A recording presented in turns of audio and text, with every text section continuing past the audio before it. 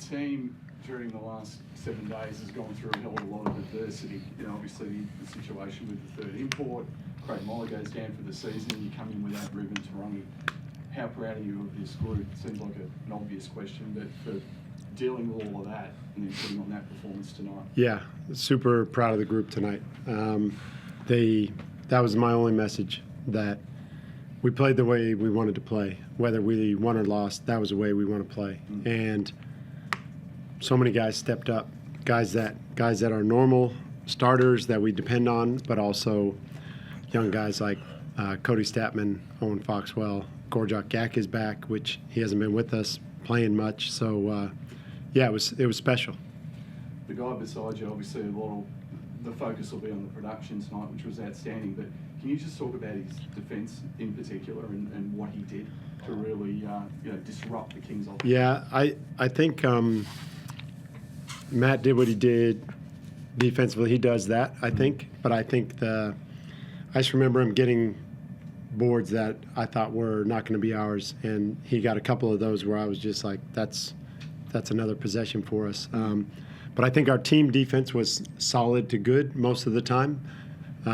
We did give up some open looks that we didn't want to, but I think we stuck to our rules better than we have, especially down the crunch, and there's still more to work on. They got some open looks from our mistakes, and you can't do that usually with a team that shoots the ball like they did. So I was proud of the whole group, but he leads that defensively. How big was it? Source picks up his 4th personal foul. You have to sit him, and in that period, he doesn't come back until the 5-minute mark of the 4th. You guys actually extended that lead. That's what I think it was about 15 or 16. Yeah. And how big was that sort of in the course of the game? Yeah, it's interesting. Al's had a few games where, well, a lot of games where he's been in foul trouble. And so I think the guys might be getting a little bit used to playing different lineups. And today was Reese Vague, like Gorjak Gak, Reese Vague. And it was beautiful to watch. Like, we had a little patch there where they were starting to smell blood and feel good about themselves, and we stayed with that same group, and they overcame that and started getting some production. So that was really good to see. How were you able to attack that zone of theirs as effectively as you did? It seemed like there was a real focus sort of from the high post, getting it to the short corner and then out to the corner for the 3. Well, I think we're still figuring out the zone. The first time we had a big lead on New Zealand, they threw a zone on in the second half, and we went to water a little bit against it, and they started scoring and ended up giving up a big lead, still getting the win. But that was when we started really I thought we were okay against the zone, but we weren't. So we've worked on it and put in our own zone. So I think just first of all, the concepts, the guys are spacing well. We have 2 of the best post guys, high and low post. They both can play either, Mitch and Al. And then Gorjak's been good down low as well. So we got in the right spots. And then the guys, after that first turnover that we threw, that Tui got a hand on because they're so long, we started attacking and getting penetration, and that was a key. And then they converge, and guys got open looks, and we took more threes than usual tonight and made some. Matty, I talked about the adversity earlier, but I mean, from a playing perspective, I mean, how tough has it been to kind of, you've taken a lot of hits as a group of late, but just, how was the playing group able to kind of stick together and then, put out what they did tonight? Yeah, I guess professional basketball is pretty crazy, and we have a lot of guys who have been in it for a long time now, and Creaky's leading us in that. So yeah, next man up mentality, I guess, and stick together as a group. And I think we played really well as a unit tonight, very cohesive, and it just felt good out on the floor. We playing basketball the right way, and it felt good. And Creaky, you talked about him. Yeah. They held him well in the first half. What was the difference that you saw in the second half? It seemed like, particularly in that third quarter.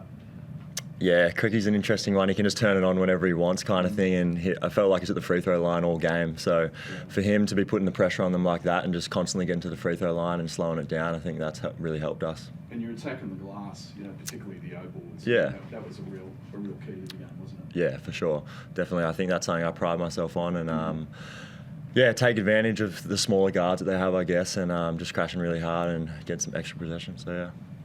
What's the timeline for getting a few reinforcements in? Because like Matt touched on, obviously, lost a few tomorrow would be perfect, but it may not be by tomorrow. So yeah, it won't be a few. I mean, Ruben, if you're watching, I think everything's good at the hospital now. You can come back to training. So Ruben will be back shortly. We're hopeful of that, and I'm glad he's enjoying his time with the baby and Caitlin. But so that's one that'll come back and give us another great teammate. And then we're on the search right now for the best fit import-wise that'll complement this group. And yeah, there's always a pressure to that, but we've seen, I think, what the guys can do when they play how they play. And tonight was the best I think we've done that, where they played freely, played smart, moved the ball, and defended and just played for each other. Does a game like that take the pressure off a little bit? I mean, obviously you want someone in sooner rather than later, but to see him play that way without Craig, without Ruben, without...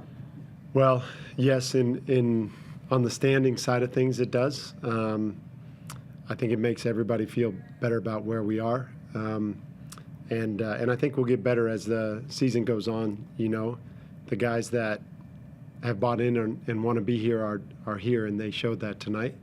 But we'll still do it as quickly and smartly as we can. And how tough was that call with Will? Obviously, don't want to go over it too much. I think it's in the past, but that's a difficult call. I imagine, You know, it's funny. It was difficult because I really like Will, and he's a really good basketball player. But he basically made the call. Whether he knew it or not, when he didn't buy in and do the things that we say we're going to do as a group, he was saying, I don't want to do this, and I don't want to be a part of this. So even though we made the decision as a club and I made the decision as a coach to what we can stand for, I guess, and how we operate as a club, it really was Will making that decision. So in the end, as hard as it was, as heart-wrenching as it was to let a good player and good person go, it wasn't difficult at all. Is there any particular position you're looking at? You talked about best fit available. Is that's just going to be the philosophy regardless if it's a 3 or a 2-3 or even a... Not necessarily. I think we're missing Craig now, and we're missing Will.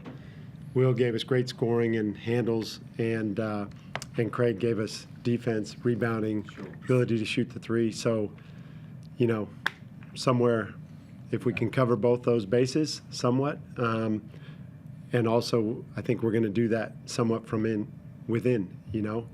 Owen Foxwell, Cody Stappman, Reese Vague, like these guys have stepped up. Ruben Turungi will be back next week. So yeah, everybody's just got to do their job and play together.